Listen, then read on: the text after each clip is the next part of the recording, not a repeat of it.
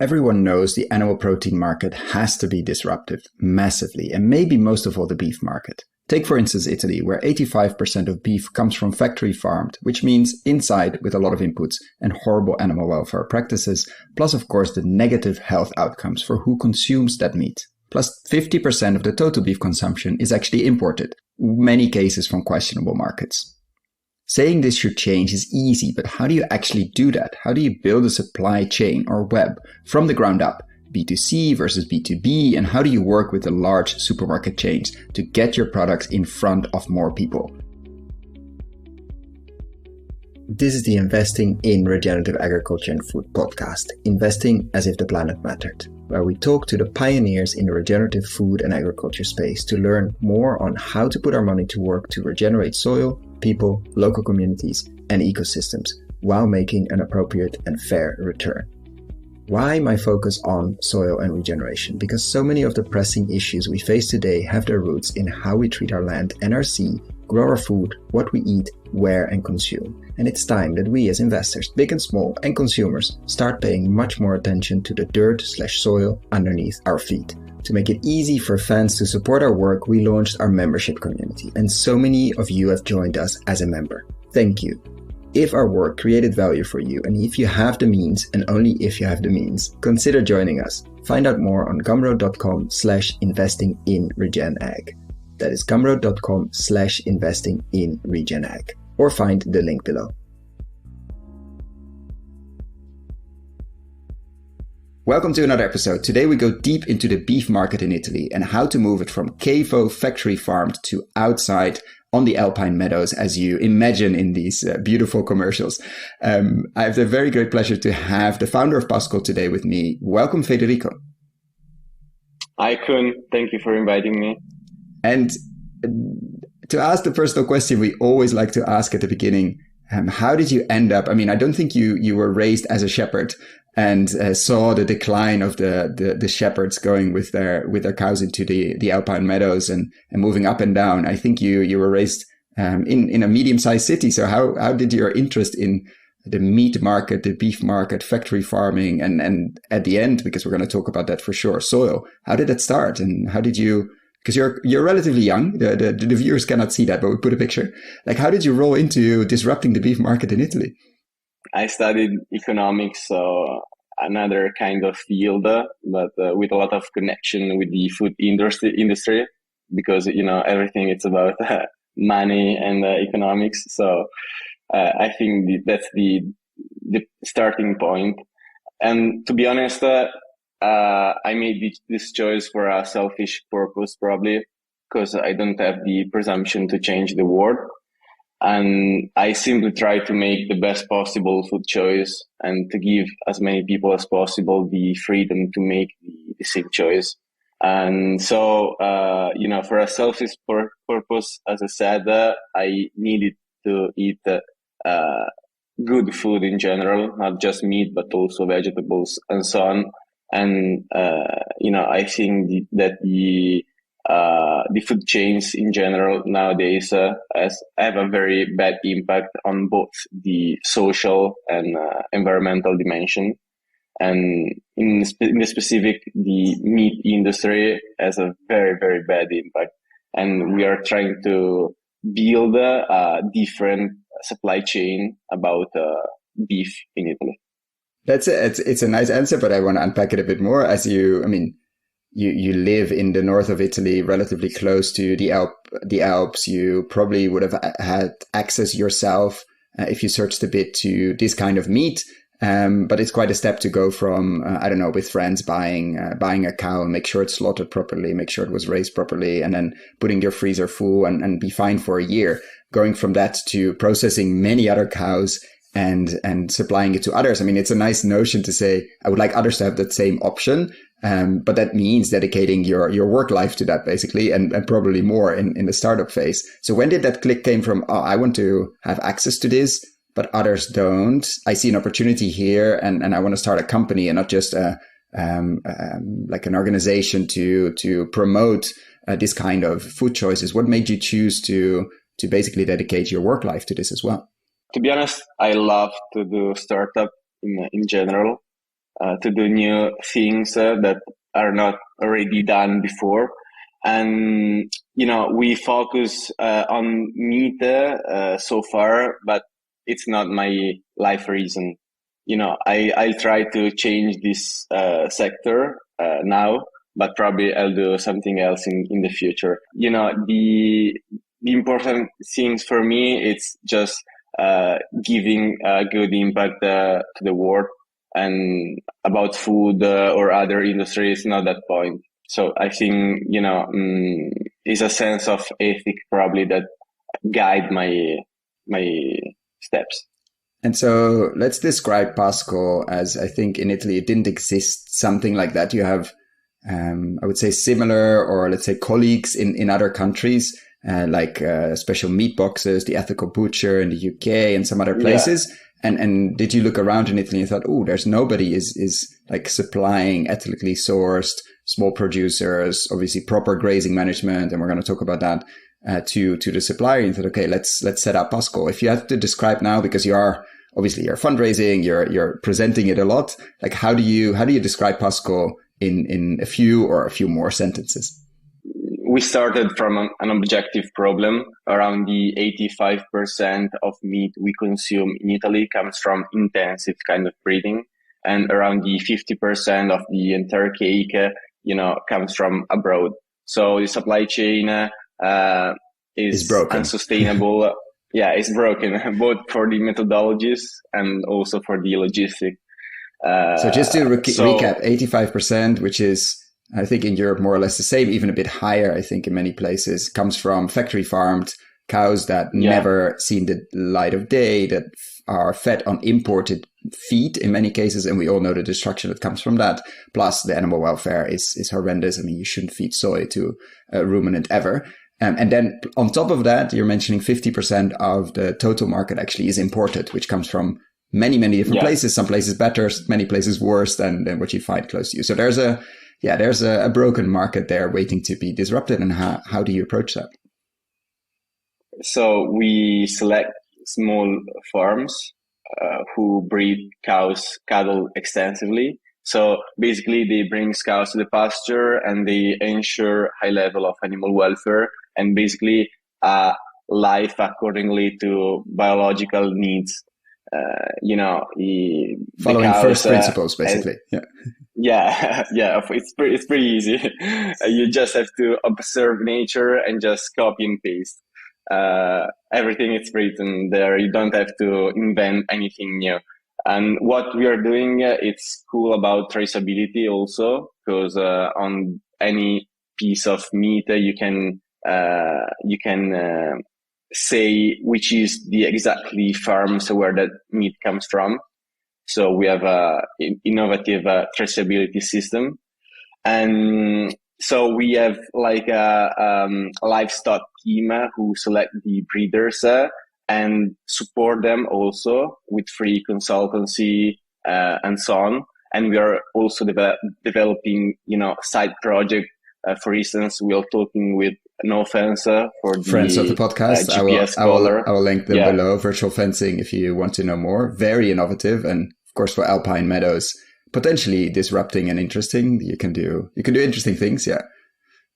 Yeah. So first of all, we select breeders who are already integrated with the territory, with the environment, and we try to improve further their farm. Then we buy cows.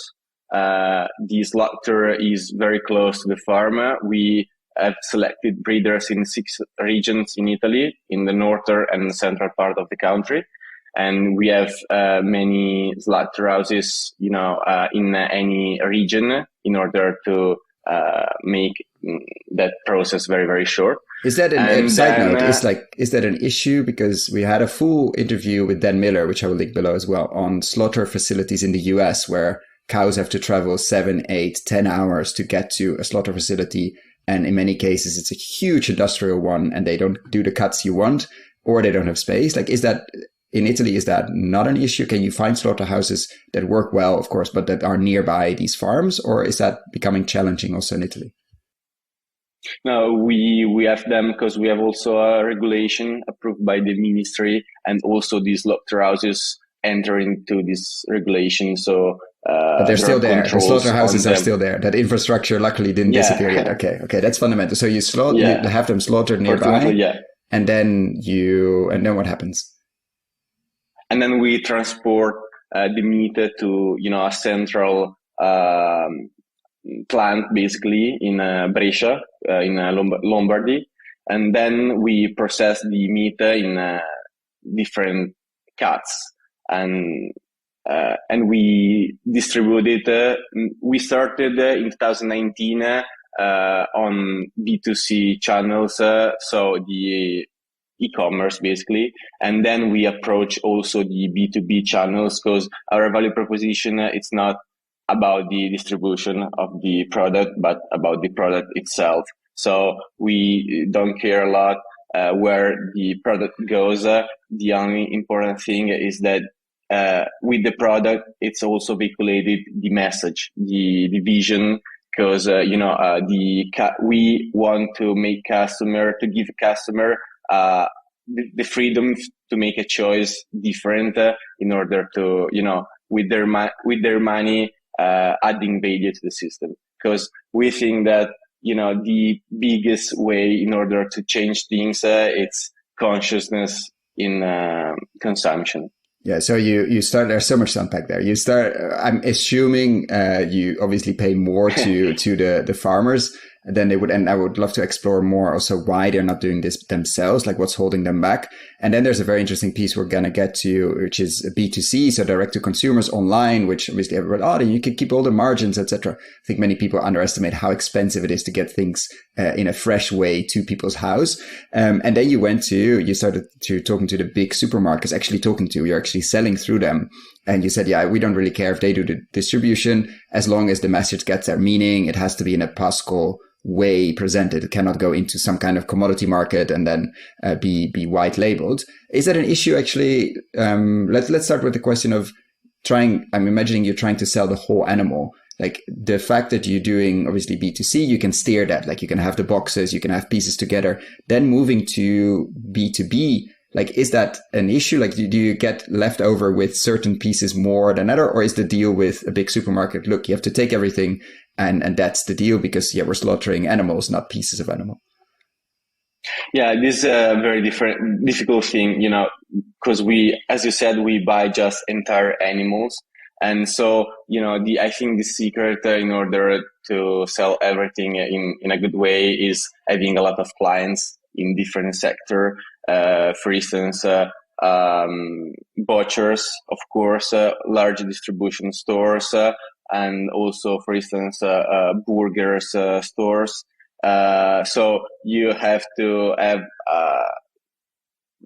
a lot of clients in order to vehiculate any cuts without problem. And of course, at the beginning of this was a big problem.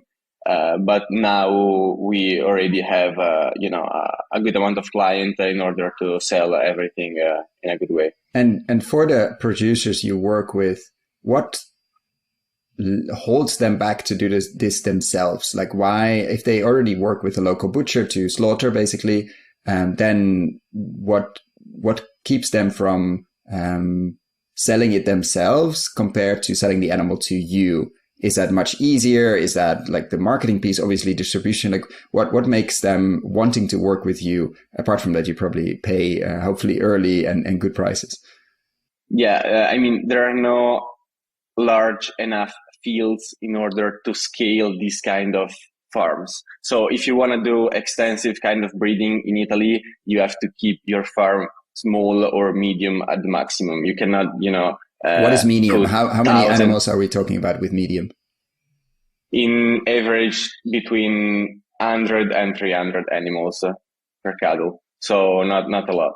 And, if you want to scale it, you have to do intensive, because there are no enough big spaces in order to put all these animals at the pasture in Italy. Because it becomes a herd, basically. Yeah. Of course. So they are relatively small. Yeah. Yeah. So the local farmers in this dimension cannot build, for instance, managerial activities, cannot build a sales team, cannot organize in a very well system, logistics and supply chain. They, the intensive breeding have short-term return on investment because the animal life cycle is shortened. I mean, you have an a ready animal maybe in 1 year and a half. In this case, maybe you need 3 years, so the double. And you cannot either do marketing and communication in a good way because, you're probably 2 people, 3 people, 4 people at the maximum, and you don't have the know-how and the capabilities in order to vehiculate the value proposition and all the values that your farms has. And so they have very big problems about commercial activities. They sell to private people, as you said before, that they buy the entire cows and put into the refrigerator, or to local butchers. But anytime it's like a bargain with the butcher. And so they raise cows, but they don't be sure to sell the wool production. And what we do is, of course, support the breeder, pay them more compared to the market, and ensure to buy the wool production. So the breeder can think just to breed and to improve the methodologies in breeding, pasture, and so on, animal welfare. And yeah, I think this is the best way in order. So any step of the supply chain focus just on his own specialization. Yeah. And so how has been the impact for some of the breeders? Like how, like you're relatively young as a company, 3 years, you mentioned 2019, like some of the oldest ones you've been working with, like how has that changed? Has that fundamentally changed their business outcome, or like have they hired new people or gone back to the land? Like what has been the impact of offering this sales channel basically, or this secure, well-paid sales channel? Have you seen impact on the land, or impact in this case with the communities? Yes, of course, they're changing, they're growing. For instance, of course, we just select breeders who already are at a very high level. But for instance, they cultivate a lot of field with conventional methodologies, and they're changing to organic methodologies. For instance, they're buying more animals. There are many abandoned fields to do pasture, mainly in the Alps, and they are recovering them. But yeah, we started in 2019 in 2 people, and me and my co-founder were both economics, students, and probably we couldn't distinguish a donkey from a cow at the beginning. And so just in the last year, we built a strong team about livestock, and we are getting results now, and next year we are seeing more.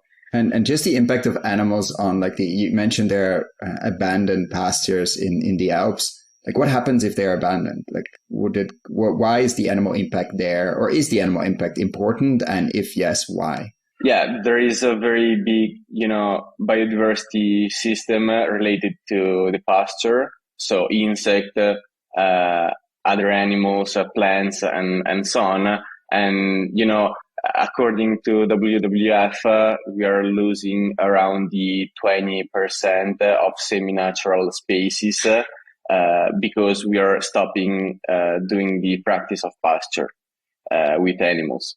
And so I think that the soil can erode, first of all, because there are fields without trees, without anything. So if there are no animals who fertilize the soil and so on, there are systemic damages basically. And in other cases, simply the forest or the trees can get back and get the pasture.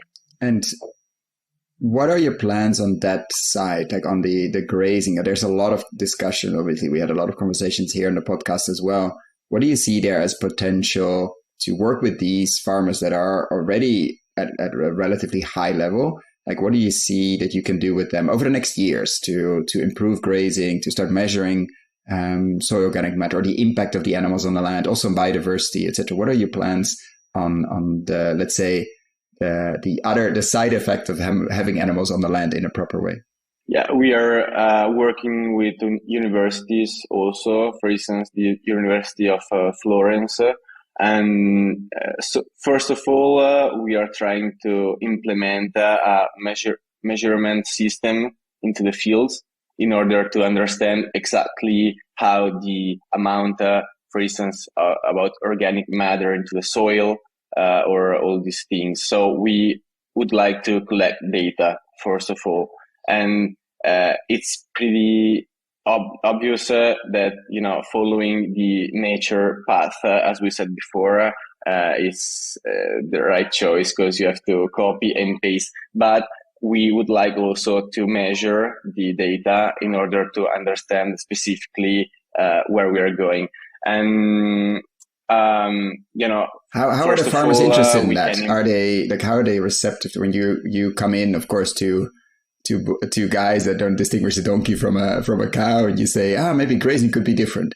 Like, how do they take that, or what's your strategy there to take them along, let's say, in this journey of discovering how to get more biomass, more biodiversity, more life, more healthier cows, better grass management, etc., but not wanting to be let's say, pushed off the farm as go back to the city and go do something useful? I mean, our breeders follow us because they trust us, because we prove that we are trustable. But we explain them also that from an economic point of view, in the long term, the nature path is the best one, because in the short term, with chemical and so on, of course you can improve the quantity of product that you make, but in the long term, it's all about fertility of the soil. It's all about biodiversity, and I think quality, that now. And quality, of course. Nowadays, sustainability, it's probably a matter of, it's an optional choice. In 10 years, maybe 15, 20, 30, I don't know, but it will happen. Sustainability, it will be a mandatory choice. So either these or you don't eat. And what about the quality? I mean, obviously you are eating your own pudding, let's say, you're one of the clients, but what do clients say, customers say? What have you seen? Are you doing any potential research in the future on like, say, the nutrients compared to, and then we get to the supermarket piece, which is fascinating, but like next to the ones, like imagine the supermarket in the shelf, there is the Pascol aisle, and then next to it is, let's say, the factory farmed ones, etc. Like, how would you describe the difference between the two in taste, in color, in nutrients? Like, how would you describe that to someone that hasn't tasted the difference yet? Yeah, the taste is original. I mean, you feel the meat, and about properties of the meat, it really depends on the pasture, on the animal, on the zone, on the area. There are many factors that can influence this, and we, of course, make averages in order to give data in general to our customer, that these data are very, very higher than the average of the conventional market, about protein, about many things that are contained to the meat, the vitamins, etc. And so, how has been the response from customers when they taste? I mean, how do you get a lot of repeat? I mean, you're growing as a company, so I'm imagining, yes, like people discovering like how meat used to taste, or how meat could taste, etc. What has been response from the market? Yeah, they love, of course, the taste of the meat, but I think that our customer mainly buy Pascol because of the value proposition. So they like to spend their money in this way. They like to give money to breeders who follow this kind of methodology. They like to ensure animals a good life, basically, and all these things. So, and also in marketing and communication, we put a lot of focus in about these topics. We don't focus a lot on the product that it's very, very good, but it's okay.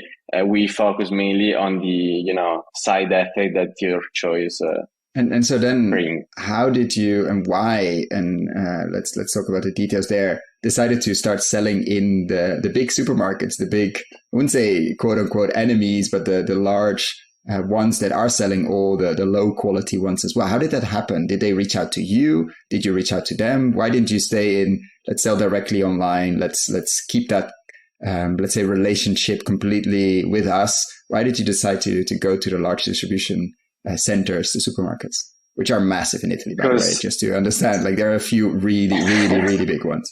Yeah, mainly in this country, the e-commerce market is not scalable at all. If you have one product, mainly because people won't buy meat on one website, fish on another, vegetables on another one, and just wait maybe 2-3 days for the deliveries. So you reached sort of a limit of what was possible. Yeah. I think that the problem is not distribution. I think the problem is production and consumption. So we have to, first of all, I think, educate the customers, because they give money to producer in order to produce. And we have a producer and customer that should be educated, of course, and the distribution just follow the education of these groups. I don't think that the big distribution and large distribution are the root of the problem. I think it's just a consequence. And so you started talking to them, or they started talking to you, and then what does it mean for your margins? Obviously, you keep more of it, but you have more costs if you're selling directly. How does that work in large supermarkets? Because what you don't want is become the discounted article, like the one day they get people in with, like, some of the veggies are always used and some of the meat as well, to pull people into the supermarket. And then we hope you buy some brand things that have more interesting margins. Like, how do you dance with such a big player that obviously is able to push or not, because they are massive compared to such a small player as you? Yeah, we are some people in the large distribution sector, and large distribution love our product. We are not a commodity. We are not just about margin for them, but we are also about branding. So in our case, our margin is very good, and taking into consideration the deliveries that are very, very the B2C deliveries that cost a lot in this country, the margin is pretty much the same. That's a fair margin. And yeah, as I said, the big distribution brings Pascol into their store also because the branding, because they love to associate their brand with someone who tries to bring value to the environment, to the small breeders, and so on. Do you see people then buying it in the supermarket and some of them buying it then directly from you, or they stay in the supermarket because, as you said, it's easier to buy your fish, your veggies, and everything in one place and bring it home immediately? Or is there some linkage between the B2C and the B2B? So we will be in 220 stores by the end of June, but so far we are just in 25 supermarkets. Okay. So we don't have enough data in order to say that. To say too much about that. I hope that, they will buy in the supermarkets and then online. Yeah, but for your margins, what you mentioned, it doesn't really matter. So it's also, it's a lot less hassle, obviously, if you sell it to one supermarket chain and then they do the distribution, which you mentioned a few times. You don't want to, or you don't think it needs to be reinvented. That's not where the root cause is. The root cause is our food choices and the production methods.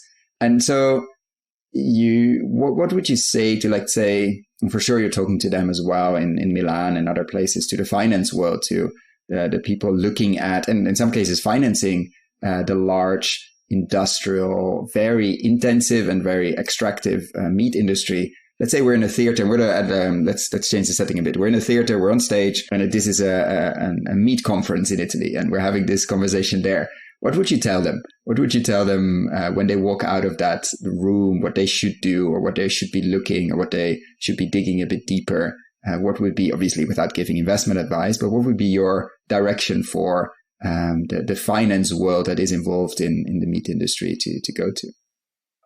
This is a very difficult question. I think the problem is rooted into the system, into our ideas and mentality.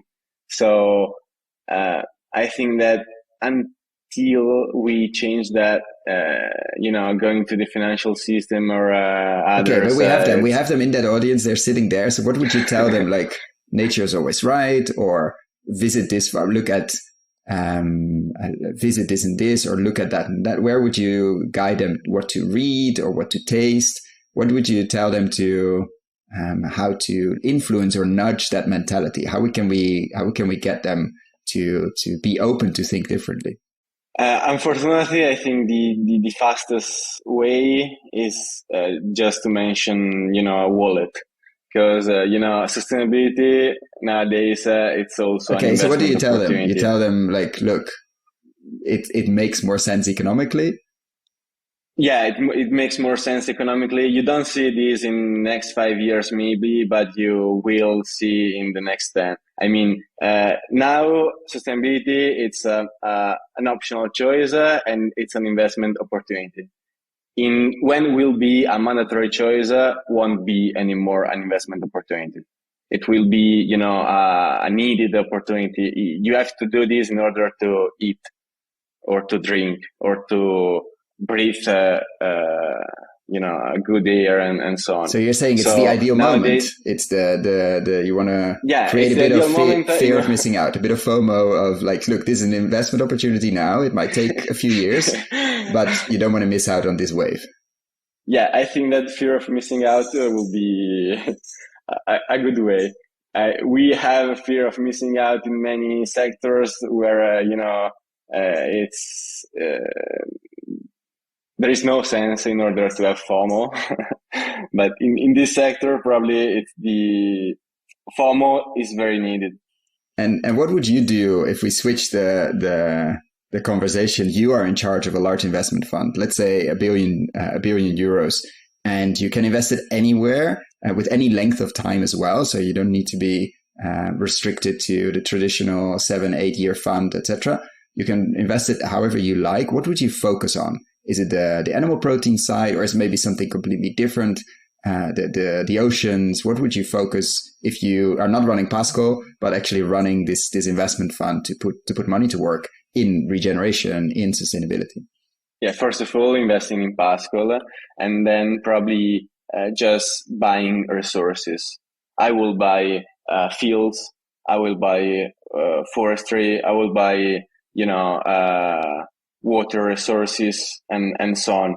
And I would try to protect them and get the maximum from them at the same time respecting them. I mean, I think that we have to build a production and consumption system that are consistent with the biological systems. So I would like just to experiment in natural places how to produce and consume in a very consistency way with the natural systems. And would you do that in Italy or in other places? Where would you focus your attention? I think I'll differentiate it. So I will do it in different places in order to have different opportunities about contingency in general, in order to have different characteristics of soil, areas, zone, and so on. And what would you like to experiment most with? Is it the animal integration? Is it extreme composting technology? Is it I don't know, remote sensing using satellite? What would you if you had unlimited resources like now, what would you what would be your first experiment to say, okay, Yeah, if we would have them, like what would we push on? Probably agroforestry. So, a place where there are at the same time trees, animals, plants, water, and so on, and try to find a balance into a system, basically. Try to find a balance with the natural things that surround you. And then I'm sorry we take your fund away, but we give you a magic wand where you can change one thing in the ag and food space, or in the land use space, or C even. Of course, you can choose that. What would you change overnight if you had? Would you take out all, I don't know, antibiotics from the system, or all animals outside? We've had that answer a long time ago. Actually, somebody mentioned that. I think Iroquois Valley Farm, one of the co-founders. Like, what would you do, or something completely different, like food traceability on all animal protein or all food, or CO2 labels? I mean, what would you, being so deep into all the sides, actually, all the way down to the consumer, but also the big distribution and the production, if you had a magic wand, but you could only change one thing, what would you do? I think it's a compromise choice. And in any case, this choice will have a lot of effect in on the system, on society, and so on.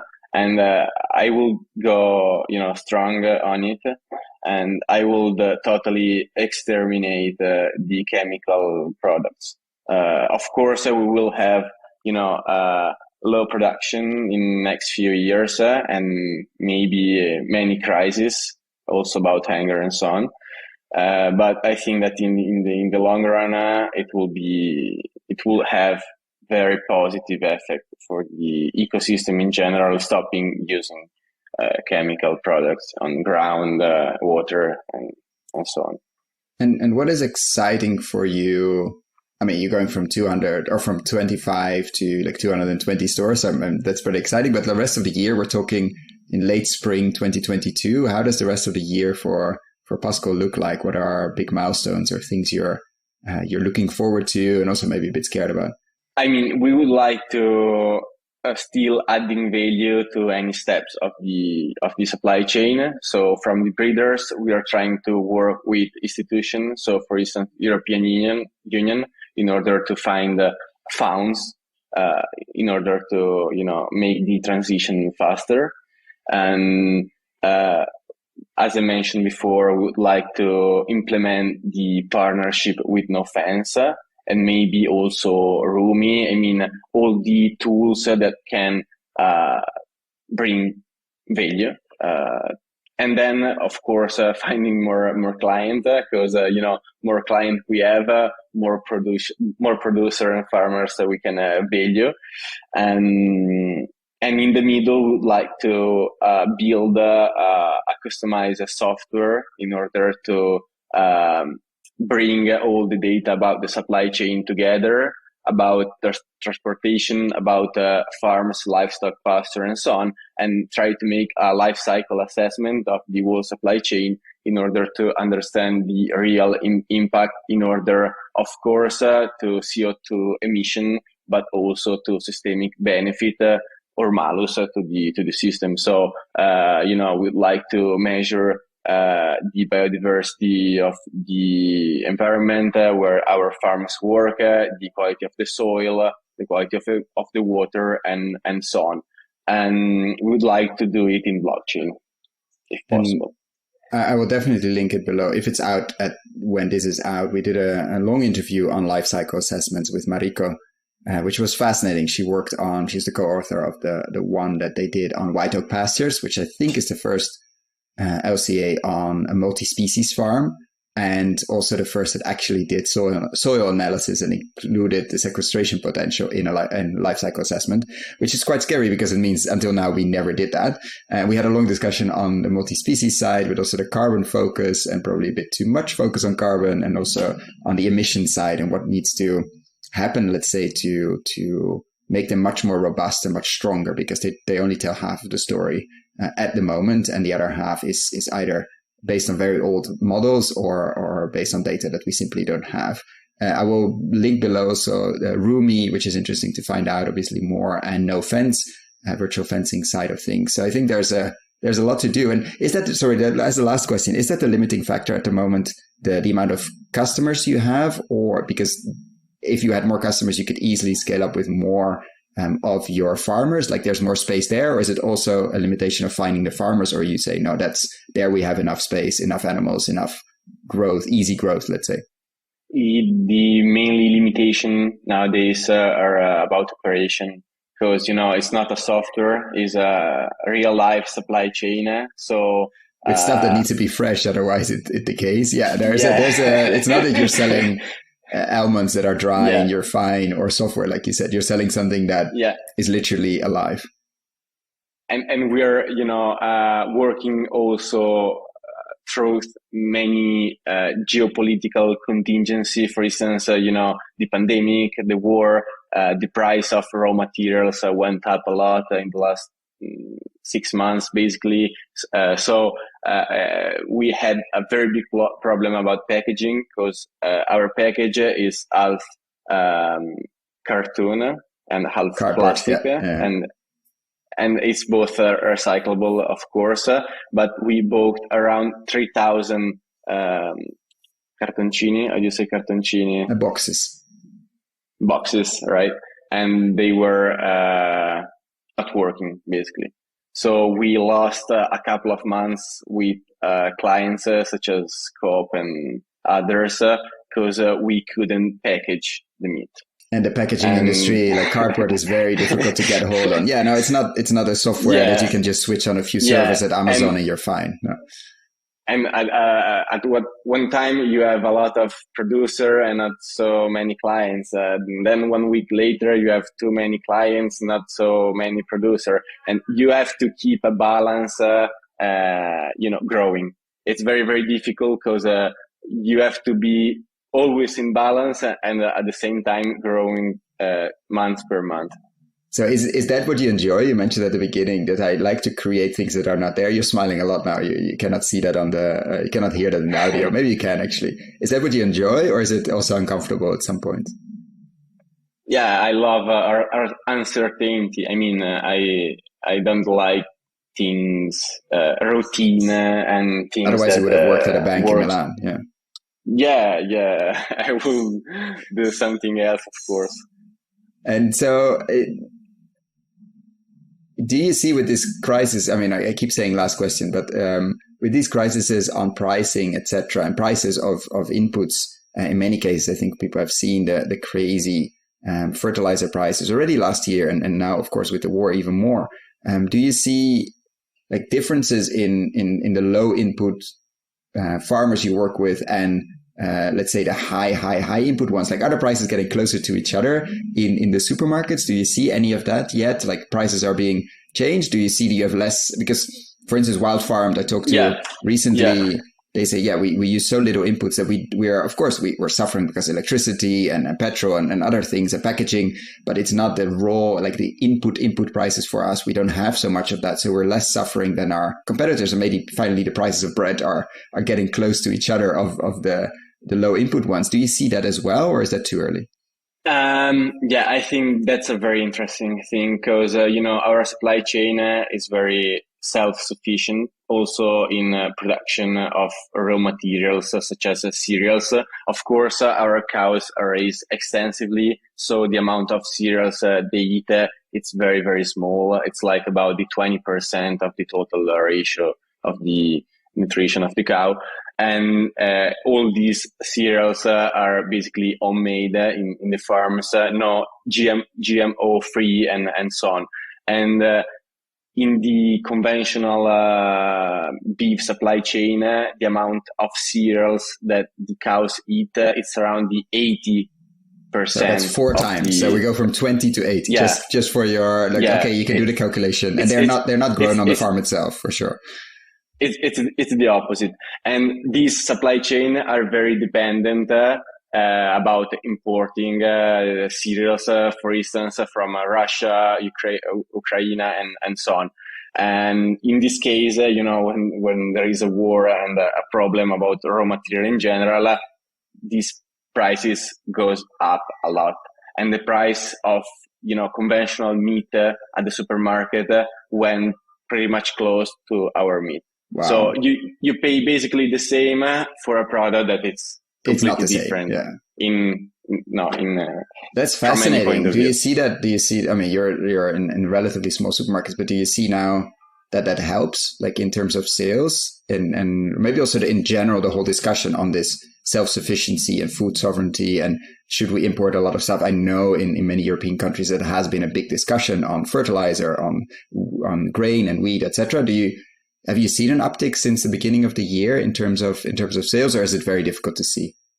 As you said, we are still in so few supermarkets, so I think we'll see it in the next year, in the next few years, and that's the reason why I was suggesting to investor to invest in this way, because this is an example of how a good supply chain for the system. It's also good for the wallet, for the investors, because one of our goals is to build a totally sufficient supply chain.